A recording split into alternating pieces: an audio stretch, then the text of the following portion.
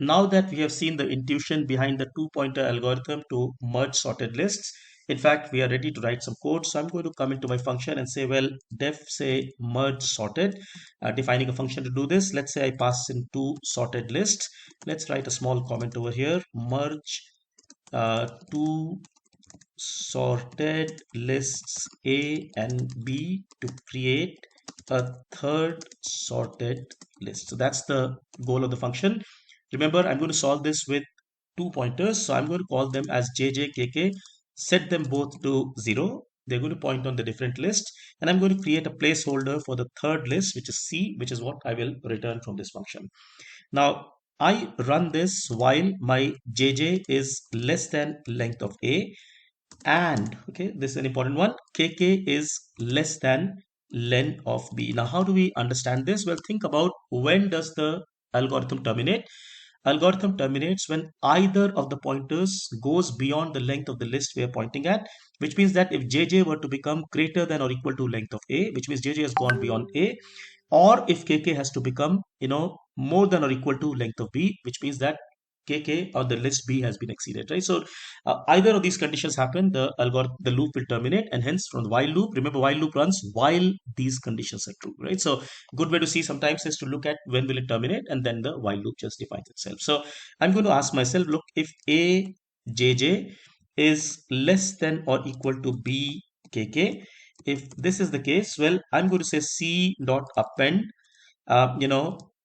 a jj, right? So because remember, the smaller one is what I append, and most importantly, I am going to increment the pointer. So I can just put jj plus equals to 1. So jj will be incremented. Else, if I find that, well, look, ajj is, so this is less than equal to, if ajj is more than bkk, well, I'm going to say c dot append, say bkk, and in this case, I'll be incrementing kk, so I'll just do plus equals to 1. Now remember, this loop will run, while these conditions are true. However, there may still be items left on one of the two lists. How do we know which item are left? Well, I can look at JJ and I can look at KK, compare that to the lengths of the respective lists. So if I find that if, say, JJ is less than len of A minus 1, which means, notice this is a strict less than, it means that the list has not been fully exhausted. There are still items left in A, but because of the sorted nature of the whole problem, I can just go and say C dot extend A JJ colon colon. Now here it's interesting to understand why we are using extend, why not append? Well, the reason is very simple. If I were to do append, there may be more items here. That entire sub list, let's say, will get added as a single item.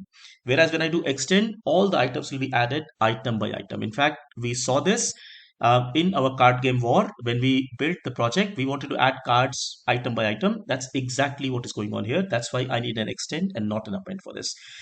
Likewise, if I find that, look, if kk is less than, let's say, len of b minus 1, well, in this case, basically what it means is that I need to append from the list, rather I need to extend from the list b, and since b is pointed from kk, I'm just going to do this, right? So it's kind of covering both the scenarios, and once having done all this, I can go and return c.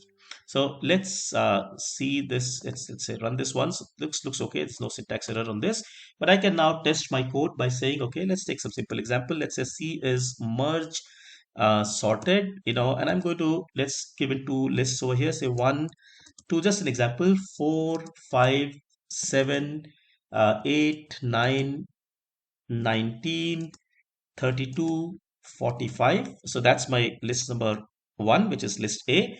And let's say the second list is 2, 3, 5, 6, 9, 12, 14, and 25. Again, these are just examples. If I were to print C, I'll get a sense of what C is. Let's run this and we will get an idea of what's going on. So basically, notice my two lists were sorted. These two have been merged, and the final list is indeed sorted, right? Now, to get more intuition into this, it's kind of like what we've done for visualization. You can also print, let's say, JJ and KK. You'll see how those are moving, and that'll create a nice, let's say, visualization for you. But we have already seen that. Yeah, I hope you found this interesting. The important bit, again, notice, is that we are not going to make any more comparisons than the length of the longest list, because remaining items will be handled just by this items, right? So that's where the complexity is reducing compared to what would be a naive approach where I compare every item with everybody else and see where it goes in.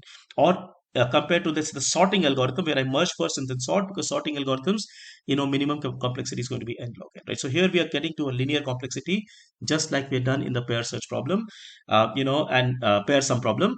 And that's the beauty of this two pointer search. Very, very interesting. Think through this, and happy to discuss. Do look at our website www.ybyte.in, because at Ybyte we always take things in a step-by-step manner, develop ideas systematically, and we have a lot of fun doing coding. Take care. Thank you so much. Bye bye.